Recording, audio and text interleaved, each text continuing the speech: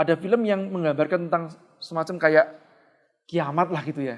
Meteor berjatuhan, kemudian membuat bunker di bawah tanah persembunyian seperti itu. Dan sejak saat film itu saya mulai banyak memikirkan tentang masalah kematian, saya lahir dari mana dan saya akan pergi kemana. Ya, jadi saya membayangkan begini. Ini contoh pertanyaan yang saya timbulkan begini. Saya dilahirkan oleh orang tua saya, ayah saya sama ibu saya. Ayah saya sama ibu saya dilahirkan oleh siapa? Ayahnya dan ibunya lagi, nenek saya. Ya, nenek saya oleh neneknya lagi, nenek lagi sampai ujungnya di mana?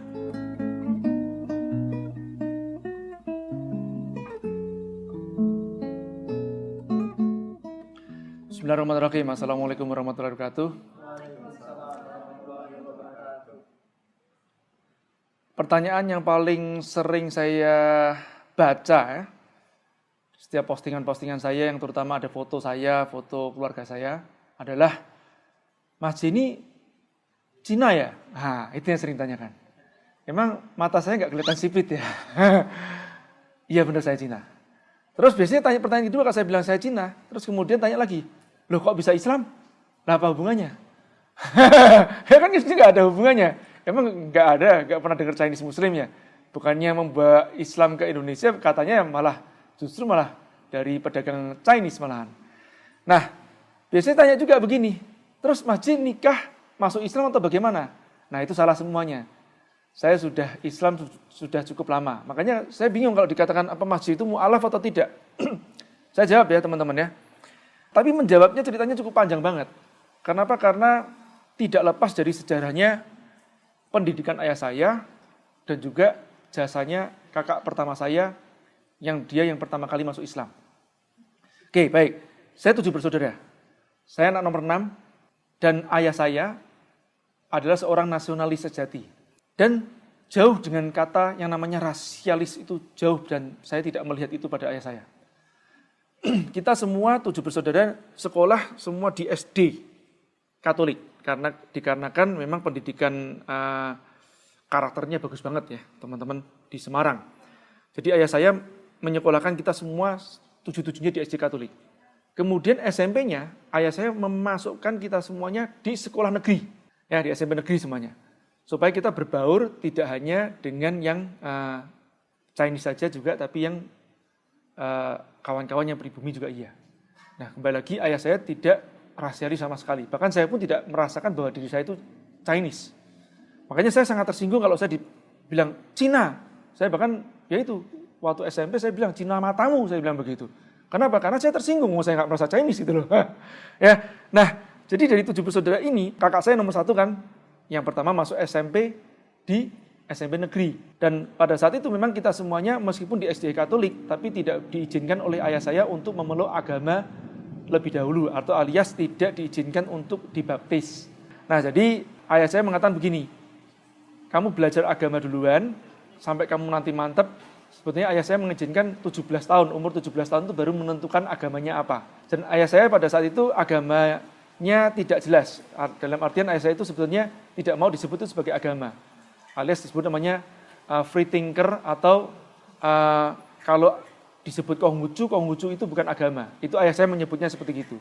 Jadi ayah saya menyebutnya Konghucu itu sebagai adat istiadat untuk mendoakan leluhur. Nah, baik, saya lanjutkan. Pada saat SD ke SMP, kakak saya masuk di SMP negeri. Di tahun itu, jadi kakak saya itu usianya sekarang 57 tahun. Ya, Anda bisa ngitung kan di tahun itu, kalau SMP di tahun itu berarti kakak saya itu bisa dikatakan adalah Cina satu-satunya atau Tionghoa satu-satunya di SMP negeri tersebut. Bisa dikatakan seperti itu. Ya, atau mungkin cuma 2 orang saja satu SMP. Saya aja waktu itu satu kelas hanya 1 atau 2 orang. Makanya, wah dibuat bully-bulian dah jelas. Nah, waktu itu kakak saya Chinese satu-satunya di situ. Tapi memang kakak saya membaurnya cepat banget. Dan kemudian pada saat pelajaran agama, karena yang non-muslim kan minoritas ya, kan dikasih kesempatan untuk keluar dari ruangan, biasanya begitu. Tapi boleh keluar, boleh tidak keluar. Kalau di luar boleh di kantin, boleh di mana, nanti ikut pelajaran agamanya terpisah. Nah, kakak saya tidak keluar. Dia ikutin pelajaran agama Islam. Kemudian dari situ dia tertarik. Dan kemudian dia masuk Islam di kelas 2 SMP. Dan kakak saya menjadi ketua OSIS Cina satu-satunya. Bukan yang pertama aja ya. Mungkin yang satu-satunya sampai sekarang. Ketua OSISnya Cina di SMP 2 Semarang. Nah, jadi itulah sejarahnya kakak saya masuk Islam. Berlanjut ke kakak saya nomor 2. Kakak saya nomor 2 itu kira-kira beda 2 tahun dengan kakak saya nomor 1. Begitu kakak saya nomor 1 masuk agama Islam, kakak saya nomor 2 kan tentu aja masih masih SD ya, kelas 6. Pas begitu masuk SMP, ngikutin jejak kakak saya nomor 1. Karena kakak saya nomor 1 memang memberikan contoh, beliau sholat seperti apa ya. Jadi mulai tertariklah kakak saya nomor 2 untuk ngikutin jejak kakak saya dan masuklah Islam. Kemudian yang ketiga juga masuk Islam pada saat masuk SMP. Nomor 4 begitu juga masuk Islam pada saat masuk SMP. Kecuali kakak saya nomor 5. Kakak saya nomor 5 masih tetap Katolik dan sekolahnya di SMP yang berbeda. Oke. Jadi sama-sama SMP negeri, waktu itu juga SMP favorit. Nah, kemudian kakak saya nomor 5 sekolah di SMP yang berbeda, tetap memegang agama Katolik. Tapi sekarang pindah ke Protestan. Nah, baru kemudian saya nomor 6 sama nomor 7 kan. Nah, saya waktu itu, ini sekarang cerita tentang saya.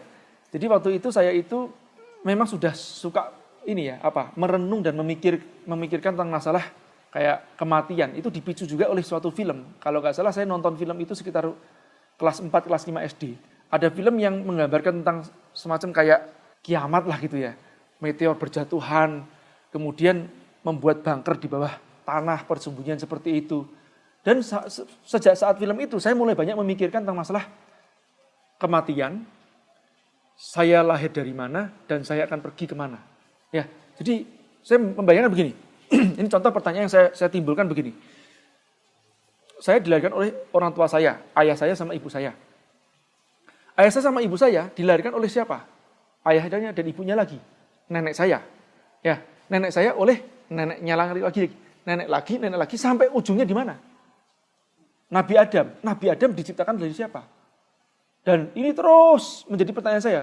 Oleh Tuhan, Tuhannya siapa? Ini jadi pertanyaan saya. Terus kalau saya meninggal, ayah saya meninggal, anak saya meninggal, cucu saya meninggal, dan seterusnya, sampai kapan? Ini jadi pertanyaan saya. Pertanyaan itu membuat keresahan-keresahan pada diri saya, dan termasuk saya melihat tata cara peribadatan. Itu yang membuat saya juga bertanya-tanya, kenapa kok agama ini seperti ini, agama ini seperti itu, agama ini seperti itu. Dan saya dari dulu juga saya suka membaca pola. Dari pola-pola itulah saya melihat kakak saya juga sedang sholat kan. Karena memang alhamdulillah kakak saya itu kalau hampir semuanya bisa dikatakan sholat 5 waktu ya rajin. Waktu itu mungkin kalau yang bandel mungkin kakak saya nomor 3 aja mungkin ya. Tapi rata-rata juga sholat 5 waktu rajin lah. Kalau sekarang sudah semuanya jelas. Nah, dari melihat tata cara kakak saya sholat, saya ada sesuatu yang saya ambil polanya. Kok di Islam kok ada aturan yang tertib ya dari tata cara sholatnya, puasanya. Itu yang membuat saya merenung dan akhirnya memutuskan ini yang mau saya pilih. Ya, ini yang saya pilih sebagai agama saya. Jadi gara-gara itulah di hari itu juga saya memang orangnya nggak suka nunda ya teman-teman ya. Jadi setelah saya merenung dan saya putuskan aku mau masuk Islam. Kemudian saya datangin kakak saya nomor 4. Karena yang jarak paling dekat kan nomor 4 kan. Waktu itu kakak saya nomor 1 sudah keluar rumah ya. Yang nomor 1 kakak saya Abri.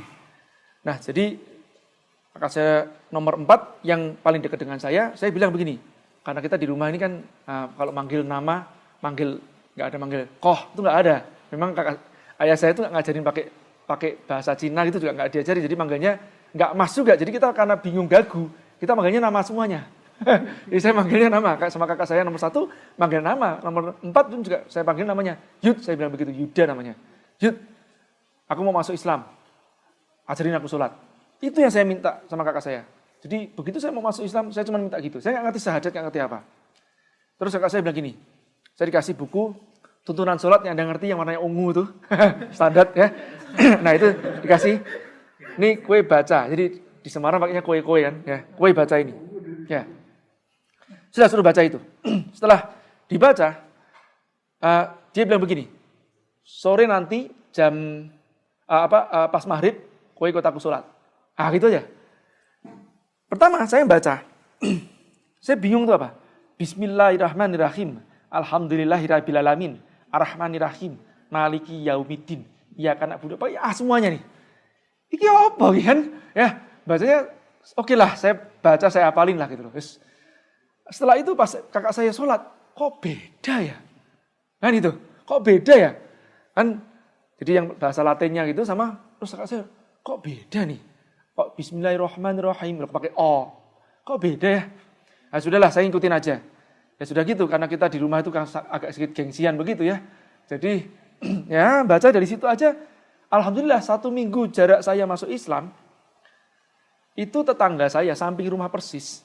Itu dia juga lagi belajar sholat. Jadi memutuskan untuk sholat.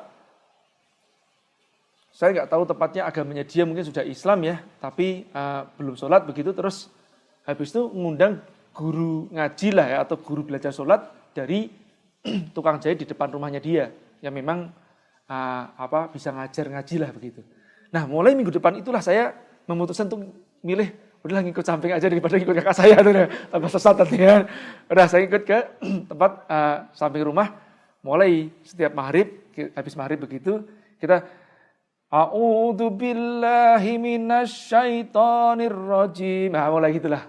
Itu mulai saya belajar. Ya, jadi dari situlah saya belajar sholat, saya belajar puasa, dan alhamdulillah sejak saat itu memang nggak pernah ya kita meninggalkan sholat sama puasa.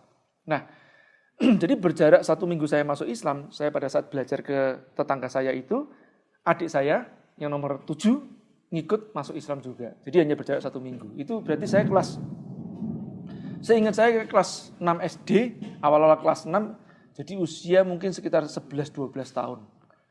Ya, nah setelah itu baru SMP, saya belajar agama, Islam ya. Tapi saya juga bingung karena kembali lagi gini teman-teman. Saya itu orang yang susah didoktrin. Jadi kalau begitu suruh menghafal, saya susah gitu loh. Saya itu biasanya belajarnya dengan cara memahami. SMP saya bisa dikatakan tidak banyak belajar. Banyaknya bandel ya, salah pergaulan karena ya kaget dari sekolah. Kalau bilang sekolah Katolik kan sangat disiplin ya. Ya, jadi sekolah yang sangat disiplin terus masuk ke sekolah negeri yang katanya sudah terbaik se-Jawa Tengah, tapi saya juga kaget. Loh, kayak gini pergaulannya. Gak karuan, bandel semuanya. Ya, kebanyakan seperti itu. Ya, udahlah 3 tahun itu ya saya nggak banyak, bisa dikatakan nggak banyak belajar agama. Nah, waktu STM justru malah saya memutuskan masuk STM waktu itu karena saya minta sama ayah saya nggak mau hafalan lagi ini banyak. Saya sekolah di SMP saya mengatakan saya salah sekolah. Saya mau masuk STM aja supaya saya nggak banyak hafalan. Nah, setelah itu saya memutuskan untuk masuk ke STM dan diizinkan sama ayah saya masuk STM yang ya katanya sih terbaik juga ya se-Indonesia, STM Bangunan di Semarang atau SMK 7 Semarang. Saya masuk ke situ. Hari pertama saya dapat pelajaran agama, guru saya namanya Pak Farid, ini orang yang sangat berjasa pada saya. Dia melihat saya sipit kan, terus langsung dia ngasih kertas notes gitu ya, kertas seperti gini ya, putih begitu dituliskan alamatnya beliau, Indra Prasta nomor sekian. Dikasih alamat itu dan kemudian saya tanya, guru saya bilang begini, Jaya nanti malam maghrib datang ke rumah saya. Ada apa Pak ya? Pemantapan. Saya bilang, pemantapan apa ya? Nah, sudah saya datang lah karena namanya guru disuruh sama guru saya datang ke sana pemantapan. Terus saya duduk gitu kan habis sholat maghrib berjamaah gitu sama beliau. Terus Pak kalau boleh tahu Pak nanti ini ada acara apa Pak ya? Sorry maaf bukan pemantapan, pendalaman. Terus ini pendalaman apa Pak ya? Nanti ngikutin takliman. Takliman itu apa ya? Pengajian. Pak saya nggak bisa ngaji Pak. Saya bilang gitu. Saya bisa ngaji Pak.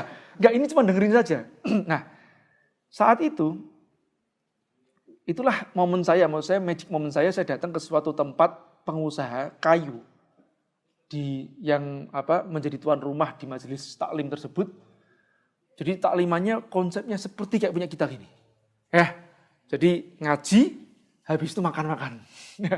Nah disitulah saya melihat, saya memvisualisasikan, wow, seperti ini ya seorang pengusaha itu mulianya seperti itu. Dia bisa menjamu banyak orang ya, mengadakan pengajian. Saya dulu punya cita-cita langsung saya afirmasi seperti ini. Suatu saat saya harus jadi pengusaha seperti ini. Ya, dan harus punya majelis taklim seperti ini. Itu yang saya visualkan seperti itu, teman-teman. Nah, ya itulah awal-awal saya mengenal namanya pengajian itu seperti apa. Nah, kemudian dilanjutlah saya masuk ke tempat pesantren kilat. Ya, dari pesantren kilat, terus saya masuk ke tempat remaja masjid di Semarang. Ya, nah itulah yang membuat saya terikat dengan masjid, tapi masih dibilang masalah agama itu masih kulit saja lah begitu. Sampai waktu kuliah pun, nah waktu kuliah saya memang pertama kali yang saya tuju adalah masjid. Saya ingin masuk ke remaja masjid. Waktu itu saya dikenakan salah satu remaja masjid yang katanya cukup ternama di sana. Saya datengin dan kembali lagi saya ngikut daftar, ikut remaja masjid, harus ikut liqo kalau di sana. Wah, ini ketat banget nih. Ikut liqo atau halakoh lebih dahulu. Nah, kembali lagi kekritisan saya ini yang membuat saya tidak mudah untuk memilih guru. Kemudian disitulah saya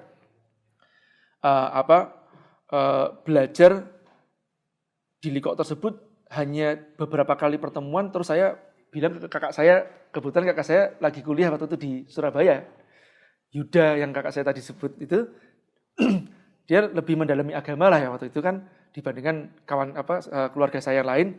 Terus kemudian saya tanya sama kakak saya, Yud, ada tempat ngaji yang bener nggak dan berkualitas? Saya tanya begitu. Nah, karena saya kritis banget tuh, saya nggak bisa ya, saya belajar ngaji kepada seorang guru yang maaf ya, nggak mumpuni gitu loh. Pas begitu tanya begini nggak ngerti, gitu nggak ngerti. Wah nggak deh, saya bilang. Saya langsung bilang sama kakak saya begitu. Ada guru ngaji yang mumpuni? Ada. Kamu suka ikut aku. Nah gitu sudah. Saya ikut lagi sama dia. Jadi ikut ke tempat majelis taklimnya Abi Ihya ya di Kepunteran Kejambon. Nah itulah mulai pertemuan saya dengan Abi Ihya. Kalau nggak salah itu kalau nggak tahun 92 akhir, tahun 93 awal. Nah itulah saya mulai ngaji rutin di majelisnya Abi Ihya Ulumuddin. Itulah ceritanya sampai seterusnya, dan saat ini pun juga Ustadz Zuhri yang mengajar di majelis taklim kita, beliau adalah alumni dari Abi Ihya Ulumuddin dan juga Abu Yahya Said Ahmad bin Muhammad Al-Maliki di Mekah. Apa yang mau ditanya lagi? Ya, teman-teman ada yang mau tanya mungkin? Ya, oke, boleh Salman ya. Oke, bismillahirrahmanirrahim. Mas J, punten pertanyaannya mungkin receh, tapi ada 3 pertanyaan yang sebenarnya bercampur. Yang pertama, kan Mas J sering bilang Windows shopping ya. Apakah Mas J melakukan Windows shopping dalam memilih agama gitu? Jadi membandingkan satu agama dengan agama lain dan sebagainya. Terus kan di Islam ini mungkin beragam Mas J. Di Indonesia sendiri. Kalau dulu pas saya kuliah dapatnya katanya di Jawa Barat aja jumlah aliran tuh di atas 200-an. Nah Mas J kan enak ya gak ada beban biologis karena orang tua. Biologis ada loh. Oh ada. Jadi kakak saya itu gara-gara ayah saya nggak mengizinkan memutuskan agama dalam waktu singkat. Jadi kakak saya nggak boleh sunat sebelum kelas 2 SMA tuh. Jadi biologis banget tuh. Ya, dan saya baru boleh disunat ya kelas 2 SMP. Udah minta-minta, udah alot ya. Itu udah minta-minta itu kan. Ya. Nah jadi itu biologis banget. Oke lanjut. Maksudnya gak ada beban biologis bahwa harus mengikuti ajaran orang tua. Nah melihat perbedaan dan beragamnya Islam sendiri, Mas J seperti apa sih? Dan bagaimana memutuskan berhenti di apa yang Mas J yakini sekarang gitu? Sekarang maksudnya Islamnya atau? Ya maksudnya ngaji, ya betul itu Mas J. Ke Abi, oke ini di sini gitu, firm. Kurang lebih seperti itu Mas J. Bicara masalah ngicipin tadi ya, window shopping tadi ya. Kalau ke gereja saya pernah jelas, ya kan namanya 6 tahun plus 1 tahun TK kan ya Katolik kan, ya pasti kan kita kan ke gereja iya. Ke kelenteng saya juga iya. Kan karena mama saya juga dulu kan sering ke kelenteng. Jadi mama saya itu sebetulnya Katolik. Kalau papa saya enggak, papa saya Konghucu. Tapi mama saya kalau Katolik kan masih boleh ke kelenteng. Ya, kelenteng Konghucu kan. Mama saya masih kelenteng. Jadi saya itu masih paling sering ikut mama saya kan. Belanja iya, terus ke kelenteng juga iya. Jadi kalau habis ke kelenteng kita ke depan makan mie tite itu loh, kaki babi. Nikmat banget gitu ya. Jadi masih nyicipin kayak gitu. Jadi kalau ngelihat mereka ibadah seperti apa ya, ngelihat gitu loh ya, pakai namanya hiu, pakai ocok gitu kan, terus keluar apa nanti apa petunjuknya apa ya, ya ngelihat gitu kan. Ya itulah karena saya melihat, nalar saya mungkin sejak awal memang sangat kuat kan gitu loh. Sejak SD memang nalar saya kuat, makanya saya itu sebetulnya susah untuk dididik. Ya, susah untuk dididik. Buat saya yang didik yang salah atau keliru. Buat saya seperti itu. Nah kembali lagi pada saat itu yang terpikir buat saya ngomongnya di dalam otak saya itu begini. Lihat sholatnya Islam, ibadahnya Islam ini ada speknya. Tahu nggak? Spek aturannya. Itu toh yang di otak saya cuma itu. Islam ini ada speknya, ada aturannya yang rapi, tertata. Nah, ini yang saya membuat saya, ini yang benar. Itu tuh aja sih. Ya. Tapi lepas dari masalah itu kan, ya semua agama mengatakan dirinya benar kan begitu. Ya. Cuman ya itu buat saya, itulah hidayah saya melalui akal pikiran saya. Ya, saya mengatakan seperti itu pada diri saya. Nah, cuman berjalan waktu, saya belajar masalah perbandingan agama dikarenakan waktu SMP banyak serbuan-serbuan dari saudara-saudara terutama. Masalah kenapa kamu masuk Islam dan seterusnya begitu kan. Nah karena saya diserbu, semakin saya diserbu saya semakin belajar. Nah disitulah saya belajar tentang sejarah Injil, gereja, terus Buddha bagaimana. Terutama sebetulnya kan yang dua yang besar kan pilihan saya cuma dua. Mau Nasrani ataupun Islam gitu aja kan. Mungkin yang lain pada saat itu sudah nggak kepikiran lagi kan begitu. Ya.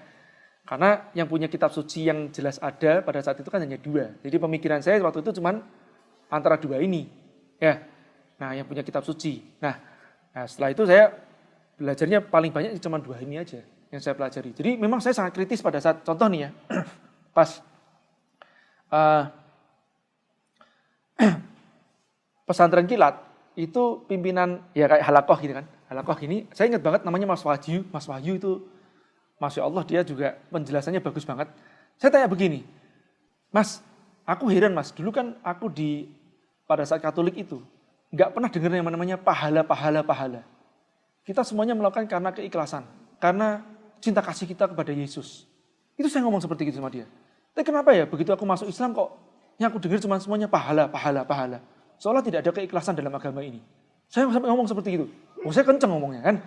Dan terus akhirnya si Mas Wahyu ini penjelasannya bagus banget. Nah gini saya, seperti anak sekolah. Ada yang namanya SD, SMP, SMA, kuliah. Nah seperti itulah pelajaran agama. Pada saat kamu sekolah SD, masih SD itu kan, kamu kan berbuat sesuatu kebaikan atau kamu belajar kan harus dengan iming-iming. Kalau kamu nanti rajin nak ya, kalau kamu naik kelas, papa beliin sepeda. Kalau ranking 1, tambahin kan begitu ya. Nah, SD dikasih iming-iming. SMP mungkin sudah mulai diajarkan dengan kesadaran.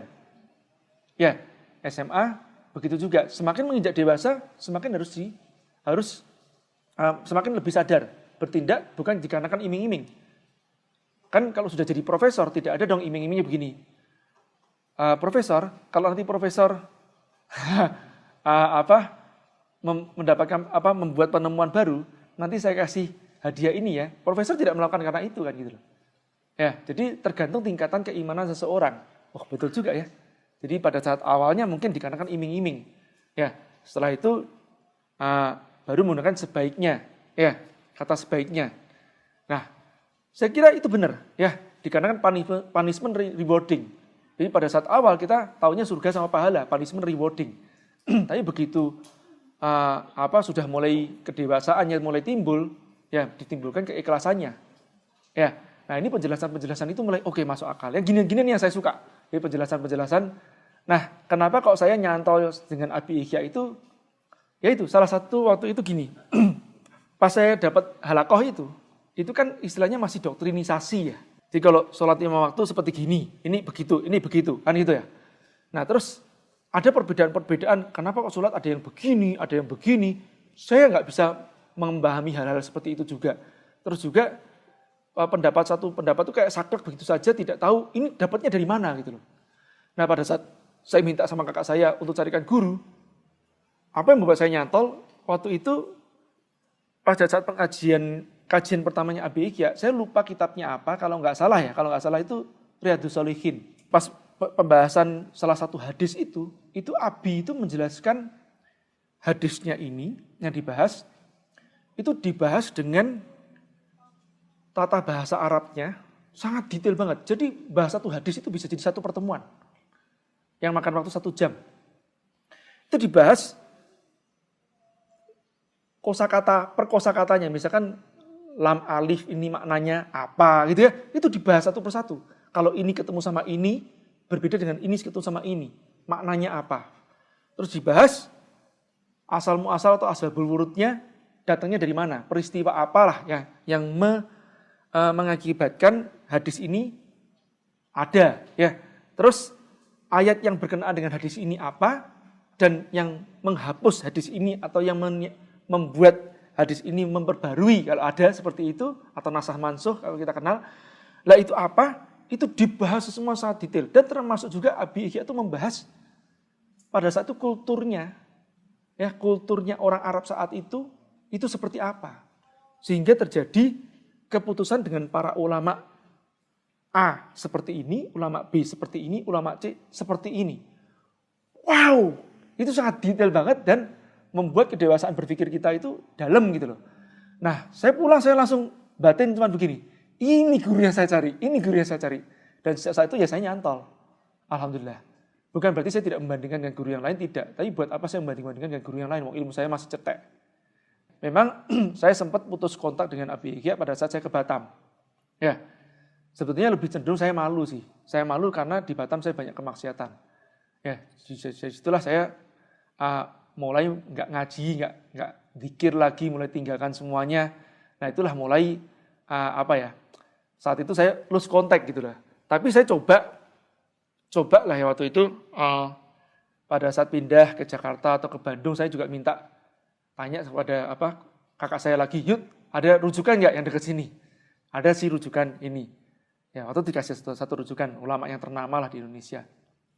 Cuman kembali lagi, kalau bicara cuma masalah hati doang, ya ini is okay deh dengan ulama yang satu ini.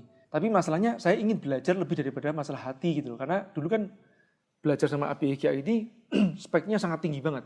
Tidak aja bicara masalah hati atau bicara masalah tasawufnya atau tazkiyatun nufusnya, tapi juga bicara masalah fikihnya. Karena kalau kita bicara masalah tasawuf doang aja, nanti tidak berimbang dengan fikih. Ya, ini seringkali juga terjadi kesesatan gitu loh. Nanti meremehkan yang masalah ibadah. Ya, nah atau meremehkan masalah hukum-hukum. Tapi bicara masalah hukum tok, nggak bicara masalah tasawuf, bawaannya panas. Ya, tahu-tahu haram, bid'ah dan seterusnya. Ya, makanya inilah keseimbangan yang buat saya, yang Abi Ihya itu miliki. Ini yang saya tidak temukan ya di banyak ulama. Ya, tidak temukan di banyak ulama, artinya tetap ada ulama-ulama yang seperti itu. Ya, nah banyak kok teman-teman. Ya kalau saya sebut contoh kayak Buya Yahya, terus yang sekarang sangat lagi ternama Gus Baha kan ya. Nah ini kan punya keseimbangan antara tasawuf dengan fikih kan begitu ya. Nah ini yang saya cari yang seperti itu. Dan kenapa saya memilih Abi ya? Kenapa saya harus memilih yang lain kalau sanadnya beliau yang sangat kuat atau tinggi gitu ya? Sangat keilmuannya kan tinggi. Jadi kalau kita berbicara masalah ngaji itu kan sebisa mungkin kan kita nyari sanad yang tertinggi. Contohnya sanad itu gampang gini loh teman-teman. Saya mau belajar NLP. Sanad penemunya siapa? Penemunya adalah John Grinder, Richard Bandler. Saya bisa ketemu sama John Grinder, Richard Bandler nggak? Kalau saya bisa, saya belajar sama beliau. Kalau nggak bisa, sanad tertingginya di Indonesia siapa? Tertinggi itu maksudnya yang belajar sama dia langsung dan masih memegang kemurnian ajarannya dia. Siapa? Oh, Pak Wibowo. Ya saya belajarnya sama Pak Wibowo. Saya nggak akan belajar sama muridnya Pak Wibowo kalau masih ada Pak Wibowo. Bahkan anak saya pun juga tidak usah belajar sama saya. Saya suruh belajar sama Pak Wibowo karena Pak Wibowo masih ada. Kan begitu. Jadi belajar dengan sanad yang tertinggi ini penting sekali. Ya. Nah, itu yang saya pegang seperti itu. Jadi menurut saya tidak ada alasan bagi saya untuk belajar ke yang lain gitu loh. Ya karena di Bandung pun juga kita didatangkan oleh guru yang bersanad dan sanadnya tinggi. Maksudnya sanad tinggi apa? Nyambung sampai ke 4 imam madzhab dan nyambung ke tempat Rasulullah kan begitu. Gitu. Bukan berarti yang lain tidak ya. Nah, itu sih alasan saya dan yang jelas saya itu cocok masalah hati ya. Itu juga iya. Jadi Abi ini kan bukan cuma sekedar yang disebut namanya ulama dalam artian ahli masalah fikihnya. Bahkan beliau sendiri meskipun disebut oleh kebanyakan orang pada saat kita masih ngaji tahun 90-an, itu Abi sudah disebut sebagai ahli hadisnya Indonesia. Dulu bahkan sampai disebut 1 dari 9 ahli hadis yang ada di Indonesia. Nah, ini disebut Abi Ihya Ulumuddin. Tapi Abi Ihya mengklarifikasi, saya bukan ahli hadis, guru saya ahli hadis. Itu beliau itu luar biasa seperti itu. Ya, nah, ya itulah keseimbangannya Abi Ihya ini. Kita tidak hanya diajarkan fikih, tapi ruhaniyah kita dibentuk dengan dzikir. Jadi jangan remehkan yang disebut namanya dzikir. Nah, dan juga dulu waktu pas ngaji dengan Abi Ihya, ada satu kitab yang sekarang juga lagi dikaji ulang oleh Abi Ihya. Judulnya Taqarrub Ilallah.